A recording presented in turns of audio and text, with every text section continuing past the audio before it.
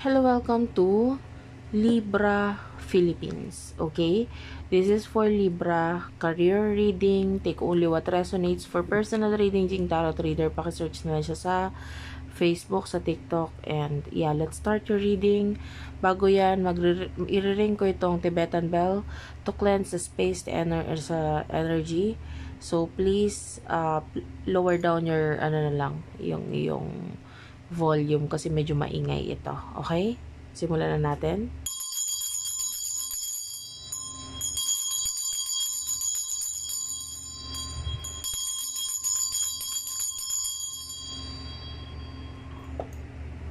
Okay, so start na natin ang reading. Ang gamit kong card is medyo luma na, guys. Pagpasensyahan mo lang yung pag-shuffle ko. Ito talaga kasi ang matagal ko na hindi nagagamit, but this is one of my favorites, so gagamitin ko siya. So pagpasensyahan mo lang kung medyo maluma. Okay? Start na natin ang reading for Libra. Okay. Okay. For Libra, pagdating sa career, please, Spirit Guides, Angel Guys, please tell me. This is for Libra, Sun, Rising, Venus, Jupiter, Libra. King of Pentacles. Sana mag-comment ka, guys, ha. Yeah, kahit po heart lang, smileys, malaking bagay yun sa akin. The Hierophant is here. You do have your Five of Wands. So, nakakita tayo ng mga challenge dito, like, there's some kind of ending or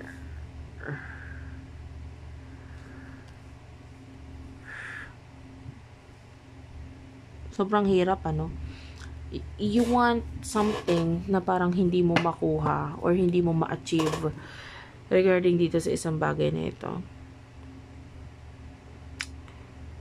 Some of you, marami kang natutunan dito. Like, maybe dito sa career mo na ito.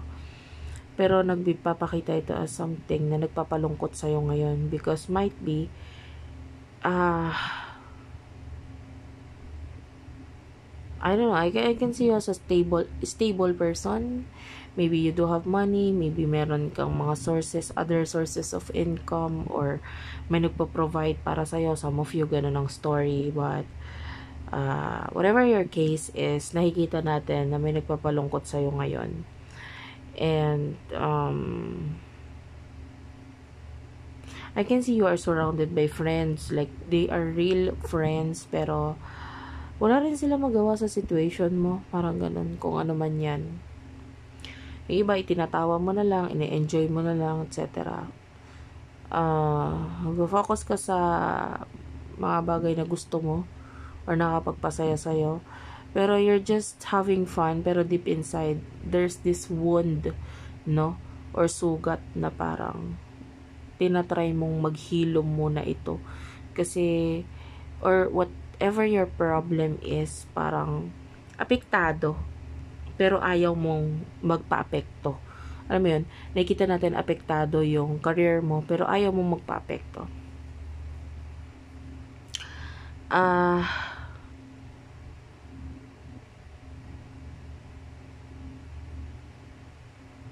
I feel like you're not looking or hindi ka nakatingin sa tamang direction, kaya hindi mo ma-achieve yung goals mo.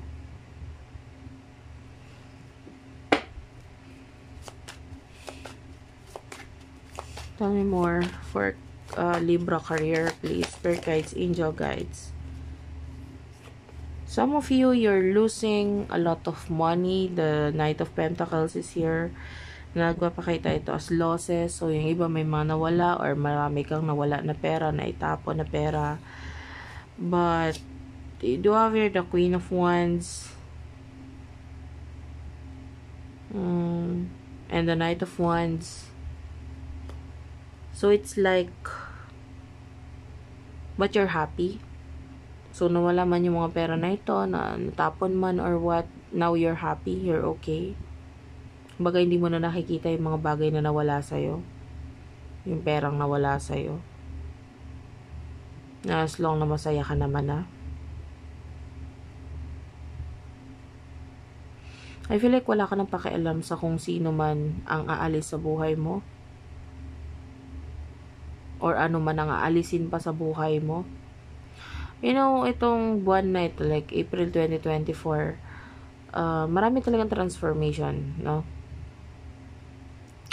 And, there's this solar eclipse, no?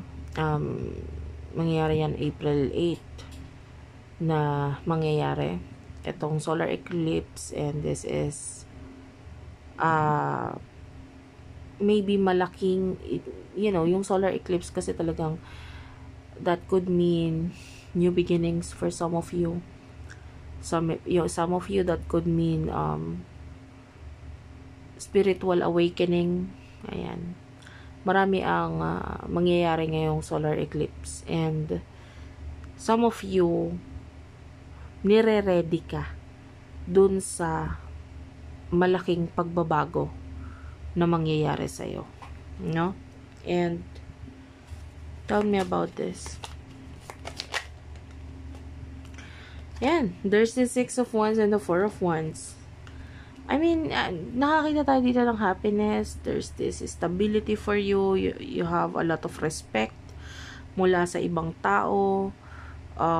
Nakakita tayo dito ng, I can see possible new beginnings for some of you. Pero ano man itong sisimulan mo na ito, definitely it would work out. Definitely, mas magbibigay ito ng stability sa'yo. Some of you, pwedeng makabili ka pa ng mga, you know, if you're manifesting a house, regardless kung malaki, maliit, whatever, no? I can see na mas possible na dito sa new beginning mo na ito, could be a career, could be a business, ma-achieve mo yung gusto mong mangyari na yon. Yan. And this would happen fast with the Chariot. Mangyayari yun ng mabilisan. And ngayon, nire-ready ka lang eh. Nire-ready ka lang. I feel like you're already ready. No? Ready ka na eh. To accept itong, you know, the number 6 is very balanced number, no? Number 6, like 3 and 3. Pag sinam up mo yan or pinag-add mo yan, that is number 6. So, that's a very, very balanced number. And the number 4 is also a balanced number. 2 plus 2 is 4. So, nakita natin na pwedeng binabalanse lang muna sa ngayon ng buhay mo. And, kung ano man itong sisimulan mo, I can see that there's partnership here with the 2 of Cups. Also, a very balanced number. Ayan, kasi mga even number yan, no? So, there's Ace of Pentacles for you. Taurus, Virgo, Capricorn energy. And I feel like with the 8 of Swords, and alam mo, madalang ako magbasa ng reversal. At gagawin ko lang yon pag naramdaman ko yung card na reversal. And this is what I am talking about. This is in reverse. 8 of Swords.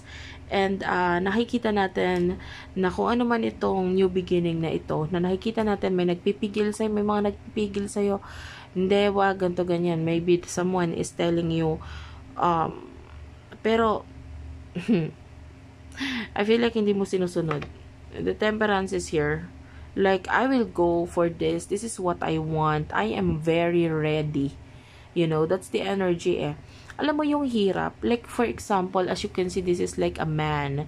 And this is, eto, alam mo yung basketball player. And this is, this Temperance card is also always showing to me. And ang nakikita ko dito is like a basketball player. So, anong meron sa basketball player?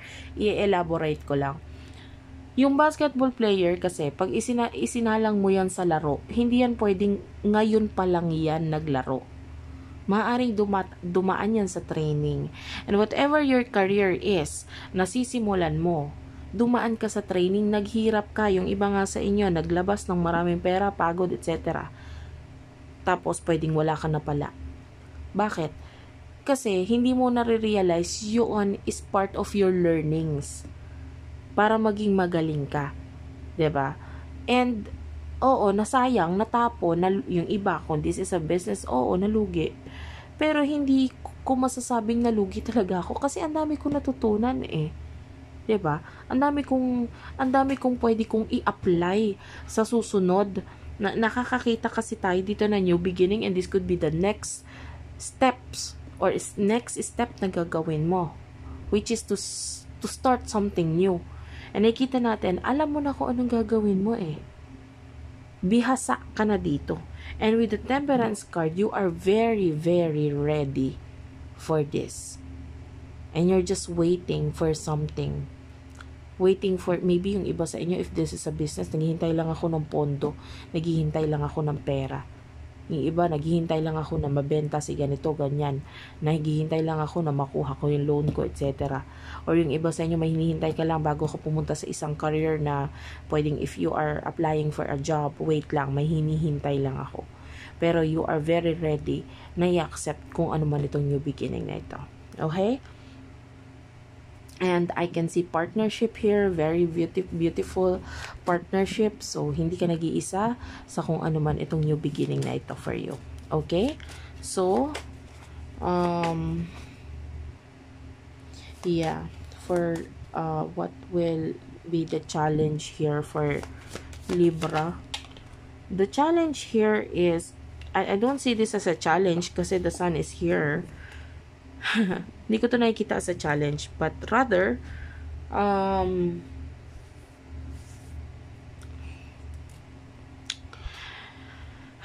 maybe kasi medyo magiging mabilis eh, na parang magugulat ka na lang, hala, kasi dun sa nakaraan ko napakatagal bago ko ma-achieve yung goal ko. Ngayon, the challenge for you is paaring itong kung ano man itong i-start mo will move like very fast for you, no? Magbibigay ng mabilis na accomplishment, mabilis na transformation, mabilis na success for you. And are you ready for that?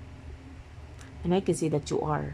Six of Pentacles, maybe the challenge for you is some of you, the challenge is mga taong tutulong sa iyo if it has something to do with pera na ipapautang or makukuha mo. The challenge for you is how to, paano laruin itong perang ito. Kasi I can see money. Pero this is, especially Libra, guys, and ngayon ang astrology, according to your astrology, is you will be working with other people's money. Ayan. And this could mean money ng iyong friend, or like maybe money ng iyong coworker or something. This is material wealth, or yung iba, that could be a loan or something. So paano lalaruin yon? Paano mo mapapaikot yun or something? So may nakikita talaga tayo ditong pera, pero pwedeng kailangan mong maging magaling kung paano mo mapapagana or magiging maganda ito para sa'yo. Okay, nagigets mo yan. With the Four of Cups, Cancer, Scorpio, Pisces, you're really not sure. No? Pwedeng may success, pero of course, challenge na naman is paano magsisimula. The way I see this is, over the Seven of Pentacles, eto napakaganda. Why? Kasi maganda pundasyon eh. Maganda foundation. So, kung ano man yung magsisimulan mo, magiging madali. It's like, the Seven of Pentacles is like a small plant over here. It's like a small plant. Pero napakaganda ng roots niya, no? Ng pinanggagalingan niya. So, ibig sabihin, pwedeng nandito na rin yung knowledge mo, etc. Yung kaalaman mo sa nakaraan, yung mga detalye ng mga pinagdaanan mo noong nakaraan, and things will work out for you this time around, and hindi ka na kasi magsisimula from the scratch. You know what I mean? And also, at the same time, pwedeng, ito I see this as like buying a plant. Kung plantita ka, may intindihan mo yung ibig ko sabihin. It's like buying a plant, pero hindi na siya from seed, hindi na siya galing sa buto. Kasi actually, yung sa buto, ako nagtatanim ako, honestly, hindi ko alam kung paano patutubuin yun. Minsan nag-ano ako, paano ba to? Ito ba tutubo or what? So, tendency, hindi pa nga tumutubo kasi hindi naman ako marunong magsimula talaga sa pinakabuto na yon. Ito, it's like buying a plant. Bumili ka ng halaman, pero na siya, established na or okay na.